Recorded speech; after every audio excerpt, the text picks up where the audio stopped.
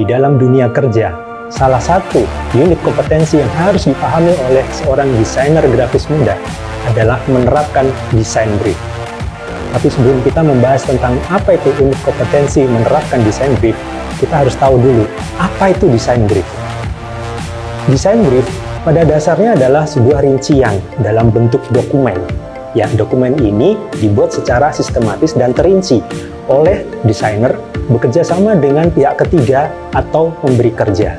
Dalam unit kompetensi menerapkan desain brief ini, kita mempunyai dua elemen kompetensi, yaitu yang pertama adalah menyusun desain brief, dan yang kedua adalah melaksanakan desain brief. Pada elemen yang pertama, unit kompetensi yang pertama, yaitu menyusun desain brief, itu terdiri dari dua kriteria unjuk kerja. Sebagai seorang desainer grafis muda, maka dua kriteria unjuk kerja ini harus dilaksanakan. Pada elemen kompetensi yang pertama, kriteria unjuk kerja yang pertama, desain brief untuk pengembangan konsep desain itu disusun berdasarkan project brief. Jadi, desain brief ini merupakan komponen penting dari banyak project desain yang dapat memfasilitasi untuk mengklarifikasi ruang lingkup, maksud dan tujuan dari berbagai pihak yang terlibat. Juga desain brief ini dapat memberikan garis besar ya ke arah mana proyek ini, yang memberikan kemungkinan kebebasan dan ruang berkreasi bagi para desainer grafis muda. Untuk elemen kompetensi yang pertama, pada kriteria unjuk kerja yang kedua, desain brief untuk pihak ketiga disusun berdasarkan project brief. Tujuannya adalah seorang desainer grafis muda itu diharapkan mampu menyusun desain brief yang sistematis, yang lengkap dan terstruktur, sehingga nanti bisa dikomunikasikan dengan baik pada pihak ketiga.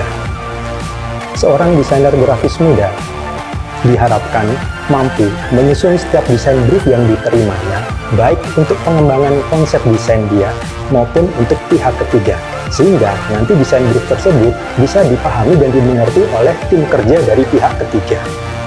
Setelah kita membahas elemen kompetensi yang pertama, kita lanjut kepada elemen kompetensi yang kedua. Pada elemen kedua kompetensi, yaitu melaksanakan desain brief, terdapat 7 kriteria unjuk kerja yang harus dikerjakan oleh desainer grafis muda.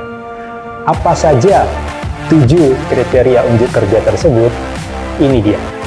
Kriteria unjuk kerja yang pertama adalah proyek desain diuraikan secara komprehensif. Jadi, seorang desainer grafis muda itu harus mampu menjelaskan proyek desainnya secara lengkap, secara luas, dan bisa memberikan wawasan kepada orang yang membaca brief tersebut. Kriteria unjuk kerja yang kedua, yaitu tujuan desain dinyatakan sesuai dengan project brief. Jadi, dalam prosesnya, pengerjaan desain mungkin akan bereksplorasi sesuai dengan wawasan desainer grafis tersebut. Tapi tujuannya sendiri tidak boleh melenceng dari project brief. Kriteria unjuk kerja yang ketiga adalah ruang lingkup desain. Ruang lingkup desain disimpulkan berdasarkan project brief. Jadi sama seperti kriteria unjuk kerja yang kedua di atas, ruang lingkup desain harus berdasarkan project brief. Setelah kita membahas 3 kriteria unjuk kerja pada elemen kompetensi yang kedua tadi, di sini kita paham bahwa seorang desainer grafis muda harus mampu menjelaskan proyek desain secara komprehensif kepada tim kerjanya dan berpedoman kepada project brief yang telah disusun sebelumnya. Mari kita lanjutkan dengan kriteria unjuk kerja yang berikutnya. Dalam kriteria unjuk kerja yang keempat, khalayak sasaran atau target audience itu ditentukan sesuai dengan project brief. Ada beberapa contoh, seperti misalnya kita menentukan gender, lalu umur, pekerjaan, domisili atau regional tempat target audience itu tinggal, lalu bahkan minat dan juga habit itu termasuk dalam khalayak sasaran atau target audience yang harus kita tentukan. Jadi di sini penting bagi seorang desainer grafis muda untuk menggambarkan semua variabel khalayak sasaran atau target audience itu selengkap mungkin ke dalam desain brief. Kriteria unjuk kerja yang kelima, media desain ditentukan sesuai dengan tujuan desain. Nah, untuk menentukan media desain yang akan dibuat oleh desainer, itu harus berhubungan dengan tujuan desain dan atau key objective atau tujuan kuncinya dari sebuah proyek desain. Dan kebutuhannya pun pasti berbeda-beda. Sebagai contoh, kita bisa melihat beberapa brand yang melakukan rebranding karena citra mereka itu sudah tidak relevan lagi dengan yang terjadi di pasar.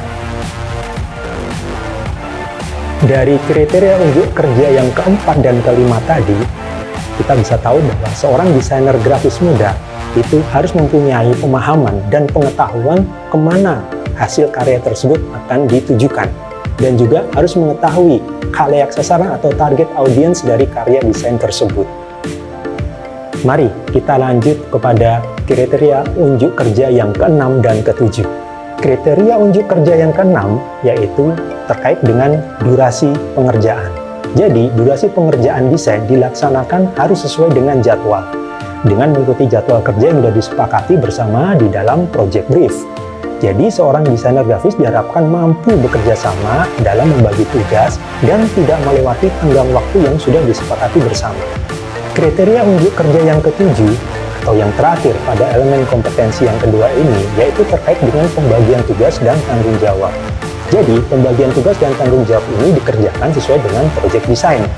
Karena pembagian tugas dalam sebuah tim kerja itu sangat diperlukan ya untuk mendapatkan hasil yang maksimal dan waktu yang seefisien mungkin.